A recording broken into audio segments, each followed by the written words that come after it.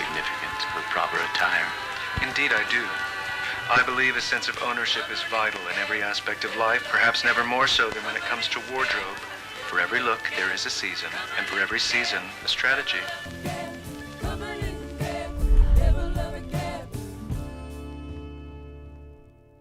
Hello and welcome to Film Fashion Critique, where I analyze outfits from films and put my 2 cents on it. Your boy Demetrios here is a sartorialist. We talk here about personal style, how to acquire it, the philosophy behind it, also reviews, history of classic clothing, and I am also a filmmaker, so when you put these 2 things together, booyah. And today we're actually going to be looking at one of my upcoming favorite films. Just the more I watch it, the more I love it. It's one of the few films recently, and when I mean recently, I mean in like the past 5 years, in theaters that I actually loved going out of it and was like, wow, that was really good. And that is The Gentleman, directed by Guy Ritchie. And if you've heard anything about Guy Ritchie, he is a huge menswear aficionado, classic menswear aficionado. And even though Michael Wilkinson is technically the costume designer behind this film, brilliant job, Guy Ritchie really helped with it. It's a lot of his style is actually in the film, and you can take it from the cast and himself. Nice outfit, by the way, and nice skin. This man could put his fingers on your threads and tell you what the thread count is, what the material is, what part of Syria it came from, and what it might cost you. I am the costume designer. I'm mainly taking Guy's lead. If you know Guy well enough, yeah, he loves directing films, but not as much as he likes talking about food and fashion. Or food and clothing, excuse me, Guy. Not fashion, clothing. No, his eye for detail and his specific likes and dislikes when it comes to clothing and fashion are very defined. And I've taken his lead because he's got some great ideas and he's got great style. So part of this is, you know, Michael, I'm wearing a lot of what Guy's style is and would be. So we're gonna analyze the outfits and, just like in real life, see if they truly do reflect the characters' personalities. And can guarantee you even more so in this film, not only because that's a general thing in filming itself, good filmmaking, but because this is a Guy Ritchie film. So without further ado, let's get into it. And don't worry, I'm not gonna have any spoilers. I'm not gonna ruin the film if you didn't see it. And most likely anyway, you're gonna have to watch the film twice to truly get what's going on. It's fast-paced. All right, let's just get into it. Fletcher. Buenos tardes, Raimundo. So here we're introduced to Raymond and Fletcher. All right, now I'm gonna try not to do the accents when I do it. I apologize in advance if I cringe some of you out. So, I've got a meeting on Saturday at your favourite newspaper. As the best private investigator in this smoky little town, good evening, ladies and gentlemen, they are ready to put 150 grand in my pocket to give him some filth. Good for me, that, but in this case, it's bad for you. Hugh Grant does a phenomenal job in this film. He's a private investigator. He's sneaky, slimy, and blech. He originally was gonna, I think, dress more like in sports coats and stuff, and while he does wear it in one scene in particular, the rest he's pretty much wearing suede or leather jackets. I know Hugh Grant, I think, is the one who actually came up with the idea of wearing the whole oxblood leather sport coat look, and I think it totally fits his personality, the leather sport coat, because he's sly. And think about it. A normal sport coat I don't think would do him good because it's got some class to it. Not very intimidating. But any other leather jacket is going to make him look too badass, in my opinion, for his character. But a sport coat and leather, I think, is sneaky. It's like it's trying to have class, but it can't because it's a leather jacket, right? So it kind of goes with it. In the oxblood colors, got his oxblood Chelsea boots and his Ray-Bans with, you know, brown lenses in them. Just totally goes with his character. And I have to say, in a lot of these scenes, the background is blue, the wall, so it really contrasts well with the kind of brownish tones of the oxblood, right? The reddish brown and the blue. So phenomenal also with set design. He's wearing Tortoise Original Wayfarers, the classics, right? Model number RB2140, I believe. I really tried rummaging around to see which one it was. That's the closest one I can think of that it actually is. But it's great. I actually, I like it. I know Hugh Grant's like, it's disgusting, but I kind of like it. I'm still not a big fan of leather sport coats. Yeah, but the rest is cool. The rest is cool. Get to it, Fletcher. I'm starting to itch. Now, we both know that your boss has very, very deep pockets, and I would like to invite him just to have a teeny rummage in them. What the f are you talking about? So Raymond is kind of a servant, right, of Mickey Pearson. He kind of has that look like a servant more or less with the waistcoat, right? Like it's very classic, his look. He's got his dark wash jeans, a dress shirt, a tie, coat, and waistcoat. You know, with his glasses, they're, I think, Pearson glasses, and I believe model number, if you want to know it, P03205V. And what's good about this and why it works with him is he's got a very chiseled face, right? He's got great slick back hair and a very trimmed up beard, which makes him look even more chiseled and angular. So the round frames really fit his face because there's that contrast and it balances everything out. Now, roll camera. Enter our protagonist. He's good looking, he's gorgeous, he's golden age, he's a proper handsome. His name is Mickey Pearson. American-born Rhodes Scholar. So he's born clever, but poor. Now that's quite a leap from a trailer park in Americana to the 1,000-year-old university in Old Inglaterra, where he studies the dark art of horticulture. But he never finished his education, never went home because he found his vocation, a naughty vocation. He's a bad boy. He starts dealing the dirty wonderweed to his rich, British, upper-class uni pals. He's got English style, Mickey, through and through, right? So he's become English, right? He's adopted the culture, and his clothing strongly represents his adoption into English culture and his full embracement of it. And with his humble beginnings, he still has style.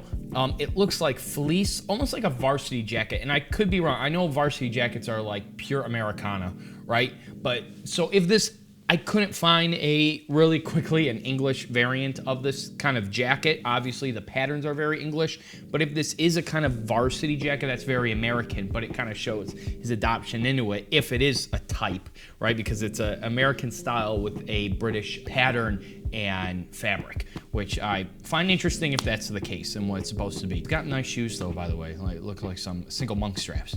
With some good texture on them. And now we go on to the more fancy stuff when we Smash cut, please, to interior, a gala dinner. Just a few words to say thank you to Michael Pearson for his limitless generosity and time. Now, Mickey has been cultivating a special relationship with the erudite, learned, and broad-minded Matthew Berger. So this scene is absolutely perfect because everyone is wearing a tuxedo and he's wearing, though, a dinner jacket. Now, to kind of make terminology a little bit easier to understand, it makes more sense in British English. A tuxedo is American, and what that is called in British English is a dinner suit, right? And what he's wearing, everyone's wearing a dinner suit, a tuxedo, and he's wearing a dinner jacket. And what a dinner jacket is pretty much the sport coat of tuxedos, right? It doesn't match like a normal suit would, right? Because a suit is a matching top and bottom. And this doesn't. This one's in velvet, right? In a kind of burgundy, kind of plum color, and gorgeous. And to me, this shows, even though Burger Boy Matthew Burger Boy we'll call him, is seated at the head of the table, it still to me shows how Matthew's the real boss in this scene. He really owns it because he's the only one wearing this very elegant, extravagant dinner jacket. And I really do like that. But my favorite thing in here is, Burger Boy's quote. You also seem to understand the significance of a proper attire. Indeed, I do. I believe a sense of ownership is vital in every aspect of life, perhaps never more so than when it comes to wardrobe. For every look, there is a season, and for every season, a strategy. It kind of goes meta because in the film, they're talking about clothing, but really they're talking about something more the power behind their words, and that's what clothing does in real life and in the film itself. It represents who's in charge, right? So it's kind of a language of its own, and they're talking about that in the film, so it's quite meta. I absolutely love that, but it's very true too. And that's why I think clothing is extremely important, because for every look, there's a season. Every season, there's a strategy. And the reason us men dress a particular way is to convey some sort of power and strategy and message, right? It's more about the message than the actual material itself and the forms and patterns. I talk about it a lot, but if you do want to hear more about this, then my buddy Tanner wrote this book, The Appearance of Power, and I'm not just saying that because I personally really like the guy. This book is phenomenal, and it's cheap on Amazon, and I read it in a few days. It's quick, but it'll really get through what clothing is for men and the reasoning behind it, whether you're into it or not. And it's not all about dressing like this, right? It's anything, right? It just goes into just the power of appearance in general. And also, if you want to hear more about that, I got plenty of videos discussing the topic as well. But yeah, that's one of my favorite quotes in the whole movie. I don't know if this is intentional, but I noticed that Burger Boy's bow tie is quite tiny, especially compared to his lapels. It looks a little off, and when we see Mickey's bow, it's a lot bigger, it's a lot nicer, a lot more proportional. And I don't know if that's kind of saying something, because he did say it's a good old-fashioned cock-off. So we see whose bows is bigger in the scene, if you know what I mean. So see, more great symbolism. Perfect. I gotta say, Mrs. Pearson's outfit here looks pretty extravagant, almost Byzantine-like, which I like. Really cool. I'm impressed with what you've done with your enterprise. You see, try as I might, I can't work out how you do it, and Bush is my game. How does anyone grow 50 tons of super skunk without letting anyone else know how they do it? I'm flattered to hear that from you, Matthew. I imagine that big brain of yours is sweating a stream of tears just trying to figure it out. Brilliance should be acknowledged. Run the numbers by me again. Here we definitely see Mickey totally embracing the English countryside upper class culture, right? And we see him wearing pretty much what's really close to traditional English hunting attire, and where the actual sport coat came from, because the sport coat actually came from hunting attire in England, and that's why you have more of the earth tones and the patterns, right? It's kind of like the camo. He's got like a tartan almost pattern on his sport coat, a striped shirt, right? But the stripes are subtle, and then he's got some textures which are giving off sort of patterns, right? The knitted tie, and the newsboy cap with the tweed pattern, right? The zigzagging tweed pattern in it, and very earthy, kind of mossy tones. And we can also see the pattern is the same color as his waistcoat, which is phenomenal as well. I don't know if that's more of a cardigan that he's got underneath. That's what it looks like more than your typical waistcoat. But very traditional, and we can see too his notch lapel. It's shaped where normally they would have it button up like this, right? So that's what you would do, and that's why it has that particular shape, because there'd be a button underneath the other one, I'm pretty sure. And then he's got also on this jacket pleats in the back and the shoulders for more movement, when you're holding a gun and a rifle and stuff. And Mickey's got a nice looking pocket square too. It's burgundy with a white outline, so pretty nice. And also I noticed he's got one diamond earring in his left ear, and I don't know the significance of that. I think maybe it's kind of like just a subtle little flash of his past life. It shows that he's not fully aristocratic and innocent, as you would say. I don't know. Maybe that has something to do with his past.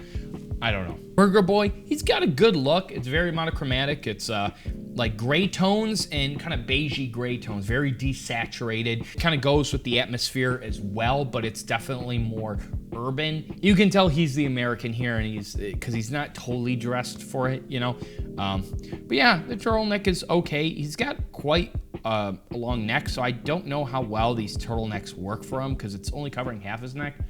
I'm not sure, but the hat's cool. Glasses fit his face pretty well. He is buttoning the bottom button of his sport coat, I noticed, or his suit jacket, but then later when they go underground, you actually see him unbutton it, so he corrected it. So good job. Who are you talking about now? I talk, Raymondo, of dry eye. Oh, dry eye. What is he? Chinese, Japanese, Pekingese? Get on your knees. Dirty dragon, filth. Yellow is the colour. Gambling is the game. He explodes on the scene like a millennial firecracker. Bang, bang, bang, bang, bang, bang. I'll have to stop you right there, Fletcher. Okay, even in this just quick scene, I think this totally exemplifies who Dry Eye is, right? He's young, he's upcoming, he's cocky, and yeah, you can tell by the way he dresses. Very modern, right? He pretty much keeps it minimal, we'll see, and usually relies on just a few jewelry pieces, and we can see it here because he's just got what looks like either a sweater or a t-shirt underneath, a few gold chains which really bring out some character, and this awesome looking zipped up jacket in what looks like suede or velvet in this beautiful burgundy color. Freaking love this look. I know it's kind of gangster, but it just, oh man, super nice. I mean, the chains make a gangster, but yeah, modern, but nice. That doesn't sound like the dry eye I know. Just making sure you're paying attention, Raymond. So let's cut instead to a somewhat anticlimactic, but suave and debonair dry eye, like a Chinese James Bond. License to kill.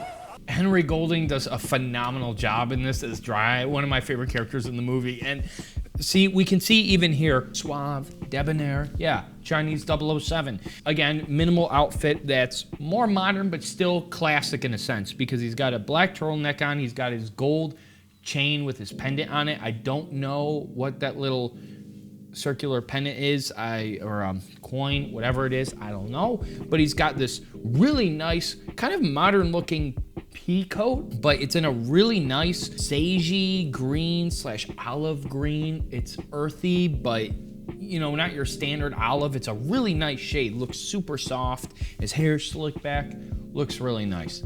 I think the time has come for me to introduce you to our queen. Arrow, bye. A Cockney Cleopatra to Mickey's cowboy Caesar. The only weak link in his otherwise impregnable armor is his devotion, his passion, some would say his obsession with his beauteous lady wife. Okay, Mrs. Pearson, she's kind of funny. I love the, you know, the bronze buttons and stuff. Looks kind of cool, but it's got that stupid zipper in the back, and it's trying too hard to be the bad boss vibe. If you want a good example of a woman dressing in suits and suit jacket sports coats, Sonia Glynn, Hugo Jacomet's wife, phenomenal. She really knows the art of it, and this, it just tries too hard. I mean, look at these shoulders. It's trying too hard to compensate for something. You look like Cruella de Vil.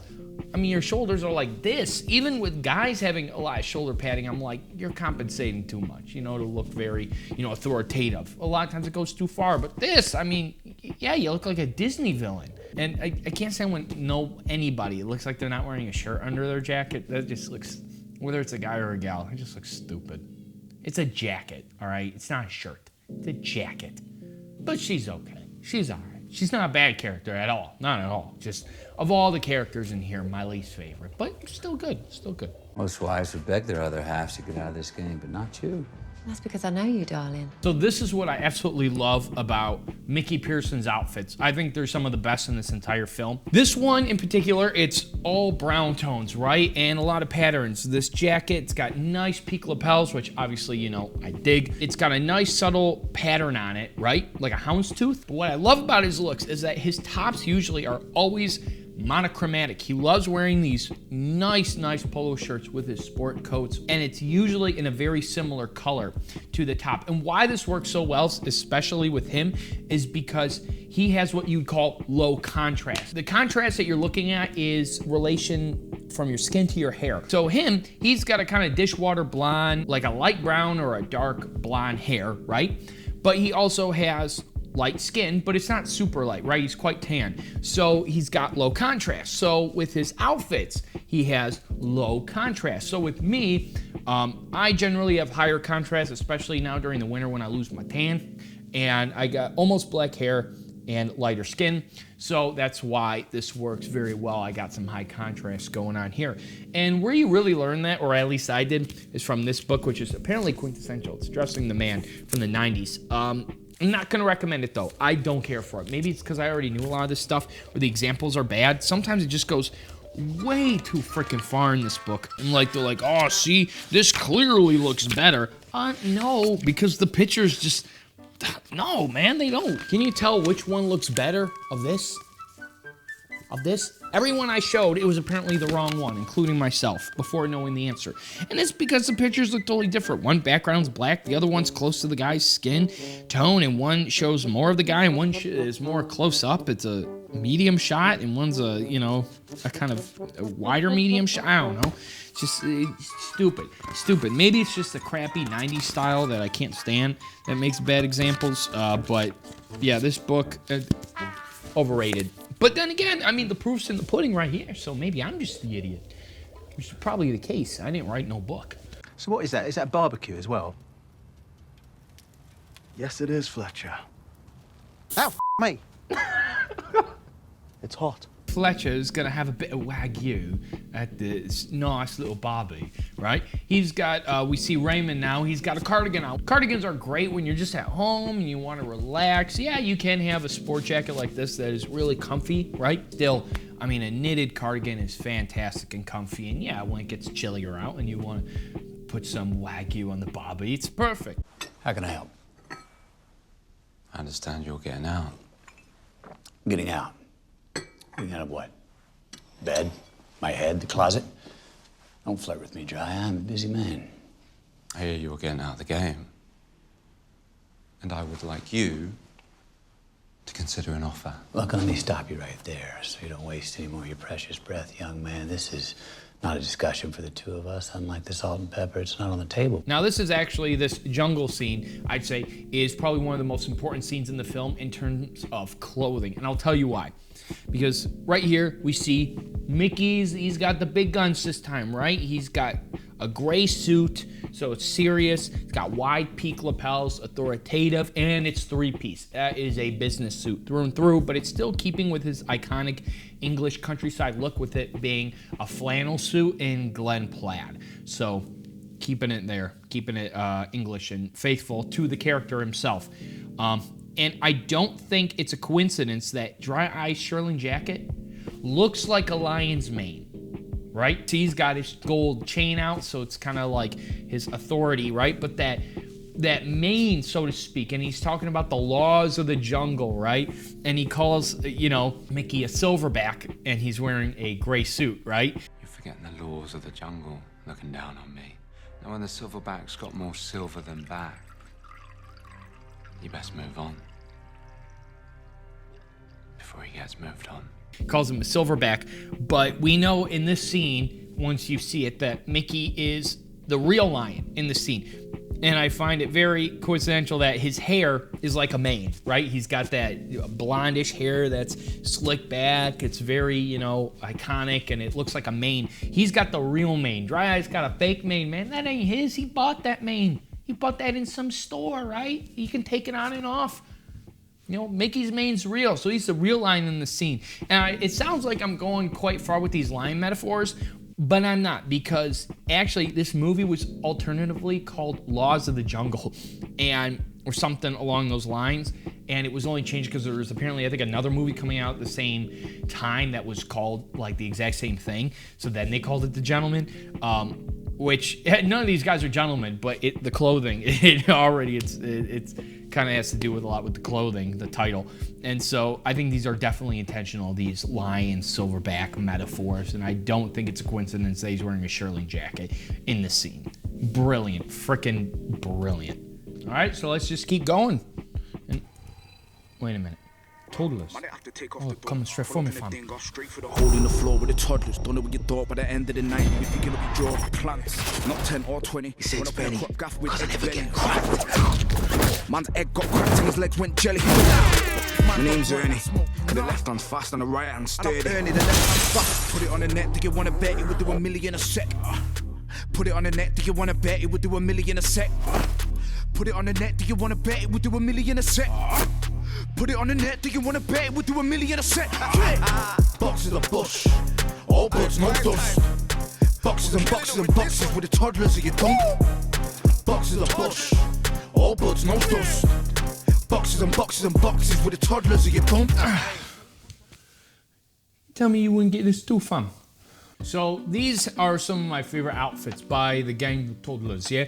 So I wasn't the biggest fan, I would say, of track suits. They were growing on me, right, with the whole kind of goatnik culture and stuff. And then when I saw them in Goodfellas, I was like, okay, growing on me more. When I saw these, that was it. I needed to pull the trigger from them. But what's great about these is that, look, it's classic English patterns. And this one is actually Bugsy Malone's or Ernie's, because his left hand's fast and right hand's sturdy. But no. Anyway, and these ones are actually the official ones for the film, for The Gentleman, made by Lonsdale, London, which was established in 1960 in London. They do boxing, MMA, and sports gear and stuff like that, and a few nutrition stuff. They made them for the films, and they sell them officially, and they even say right here, they say The Gentleman, yeah, right there. The pricing ain't bad on these. You can still grab them, all of them, Ernie's, Chins, all those guys, the whole toddlers. You can even Coach, you can grab them on the Lonsdale website. It was quick to ship for me here to the US, and yeah, not bad at all. Now it is different though, technically, even though it is officially made and it's the same. You can even see in the film the Lonsdale lion on their tracksuits. There are a few differences. One, these aren't quilted. You see Ernie's and you see the others and they're quilted. This isn't. This is like polyester, yeah. And they're also, the pants are a lot tighter, unfortunately. I had to literally stretch them out. These things like are, yeah, quite tight. And I was not expecting that because they're a lot more roomy in the film, which I like. And it's weird too, because it's like, who's this supposed to fit? This is a medium, yeah? The waist is still a little loose on me. It's not like totally snug. It's kind of loose, but you know, it was super tight on my legs. I thought, who the hell would fit into this, man? But you know, it's still good enough. Like I said, I love it. And I wear it all the time when I'm going on my walks in the morning. I just throw this on and it's great, man. So yeah. Great, phenomenal. Freaking love it. Don't stand near me, son. You got your mouthwash muddled up with cat piss. So we have Colin Farrell as Coach, and he's great. He's got a flat cap on, looks like, and some classic Adidas sneakers on with this, right? He's got the classic Adidas Samba, the OGs, right? And what looks to me like a Rolex, it kind of looks to me like it's got a Jubilee bracelet, it's gold and steel. Kind of looks like the same exact Rolex on, that I did for the American Psycho video. So maybe, I don't know. Let me know, guys, in the comment section if you know actually which one this is. And for more like this, please consider supporting me on Patreon. This is my main job, and I work 6 days to 7 days a week, morning till night, doing this for you guys. So, and I don't want to have sponsors and, you know, have company interference and all that, so I can keep it as unbiased as possible for you guys. So yeah, link will be in the description. What was I thinking? Leaving you kids alone unsupervised. Take it down! Now! I love his Coach's polo shirts he wears with them buttoned all the way up, very English styled. I'm your friend, your ally, your Santa Claus for all seasons. And I'd like you to know my team of elves can be very persuasive. Persuasive? And why would I need persuasive? And so here again, we have Mickey and Burger Boy discussing things. And Burger Boy, you know, he's got, again, his classic pork pie hat on and his turtleneck. And I actually previously, I thought this hat was called a pork belly. You can see what's on my mind. I'm getting hungry. Again, no coincidence that he says, I'm your Santa Claus for all seasons. And he's wearing white and red. And he's got a red pocket square with white polka dots. I mean, total Santa reference. That's quite obvious, but I freaking love it. And then this is actually one of the few times where we see Mickey not wearing a pattern jacket at all, aside from his, you know, his dinner jackets. And this one is in a nice, beautiful blue, but he does have a striped knitted tie on. So we got, you know, Mickey looking like he's down to business, right? A little bit more serious and still keeping it festive, but, you know, more serious. And then you got, you know, Burger Boy here coming and looking like a Santa Claus, ready to bring some gifts, you know, not so threatening or, you know, serious.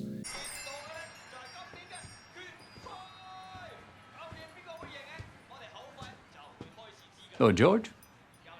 Mr. Pearson.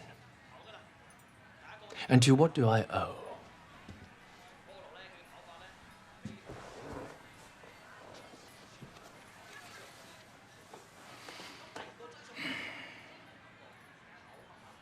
What you watching? I'm watching the telly. So here, Mickey again, great monochromatic look, this time in blue, right? He's got that really nice double-breasted suit, right? He's got a nice blue pocket square on and that blue shirt. Phenomenal look. Lord George is wearing green, which to me looks not in itself great, but against that red of that room looks phenomenal, especially with the green of what's being shown on the telly, right? On the TV, right? So we got the greens only popping in there, and it really makes them stand out within the scene. So again, even if the clothes themselves aren't like anything to like really, you know, be googly-eyed over, it's the pairing of the color with the set deck and the design, which is just phenomenal. Love it. And it could represent, you know, the color of sickliness or evil, like it did in the medieval days, or even tea, which he's drinking here, and it's kind of important in this scene, his tea. So, you know, it could be that. That's probably why. Or because it just looked awesome with the background. Did you do it? Do what? Did you raid Mickey Pearson's farm? No. So even though Lord George's outfit wasn't anything to be googly-eyed over in that scene, yeah, in this one it's pretty cool. It's very classic though, very old school, right? So he's got a beautiful houndstooth overcoat with peak lapels, right? Authority. And then he's got a nice, more bold or wide striped, I should say, shirt with a beautiful striped scarf as well. And really nice textured tie with a little bit of patterning on it. So a lot of patterns going around here, right? And with his hat and stuff, he looks very old school. Whereas Dry Eye looks very new school. Instead of buttons, he's got zippers. He's got that really nice, you know, pea coat on, which is much more modern, and showing his hair slicked back, which again is the new school way of doing it. Old school, you know, everyone wore a hat outside. Men did. They were expected to wear a hat always when appearing outside. But now the emphasis is more on the hair.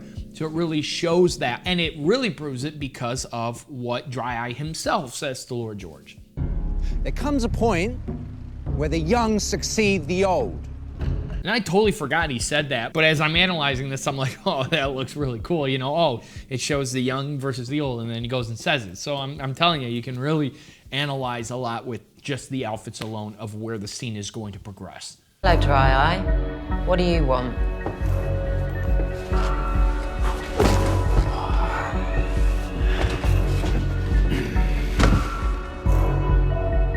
Fancy a boiled sweet? Suit yourself. Dry Eye kind of proclaims himself, I guess you would say, king of the jungle, or he's going for that claim now. And so right now in the scene, he's got his mane back on, right? And his slippers, which to me really show him his idea that he's now the king of the jungle, especially considering that these slippers, it's lounging footwear, it's relaxation apart from, let's say, working and labor, yeah? And especially because, I mean, look at the pattern, total jungle vibes going on, right? Like a cat ready to pounce. And Mrs. Pearson in the scene is wearing stripes, and she looks like a zebra that's ready to be pounced on, right? Because he's coming in here quite aggressively. So really, again, more of this jungle symbolism in this shot, which is freaking phenomenal. So then what happens next? Well, you're gonna have to rummage through YouTube or watch the whole movie, darling, if you wanna find out. There's so many outfits in this film that we can go over. And if you do wanna see more of them, I'll have a more extended edition of this on my Patreon. So if you join the Patreon, you can see the longer, more extended version of this video. Phenomenal film. This one is probably the best I'm gonna find when it comes to clothing and filmmaking. Great film. Awesome design. It really did totally match the personality of the characters, and not just that, but their situations even. And so yeah, comment down below, guys, which movies you'd want to see next me analyze, and also you can go and watch the one I did on American Psycho. So with that being said, I'll see you guys all very soon. Until next time, adio. Boxes of bush, all birds, no dust. Boxes and boxes and boxes with the toddlers of your tongue. Boxes of bush, all birds, no dust. Boxes and boxes and boxes with the toddlers of your tongue. Woo!